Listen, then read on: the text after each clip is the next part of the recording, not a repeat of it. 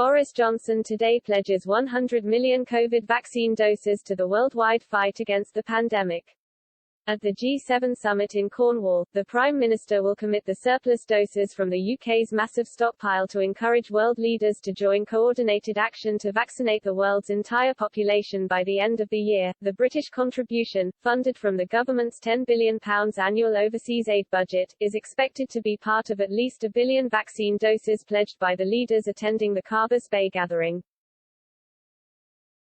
Speaking ahead of the first day of the summit today, the Prime Minister said, "Since the start of this pandemic, the UK has led the way in efforts to protect humanity against this deadly disease. Over a year ago we funded the development of the Oxford-AstraZeneca vaccine on the basis it would be distributed at cost to the world.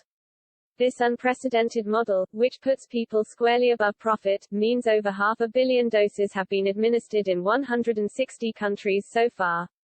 As a result of the success of the UK's vaccine programme, we are now in a position to share some of our surplus doses with those who need them.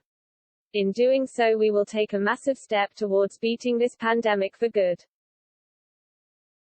At the G7 summit, I hope my fellow leaders will make similar pledges so that, together, we can vaccinate the world by the end of next year and build back better from coronavirus. Mr. Johnson's government will donate 5 million vaccine doses by the end of September for use in the world's poorest countries. The Prime Minister is also committing to donating a further 95 million doses within the next year, including 25 million more by the end of 2021. 8 out of 10 doses of the UK's contribution will go to international vaccine programme COVAX, while the rest will go directly to countries in need.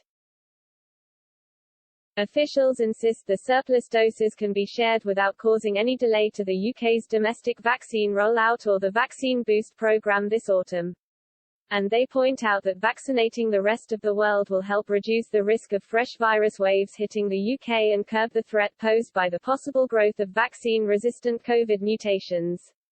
Doses of the Oxford-AstraZeneca, Pfizer-BioNTech, Janssen and Moderna vaccines will be included in the UK contribution.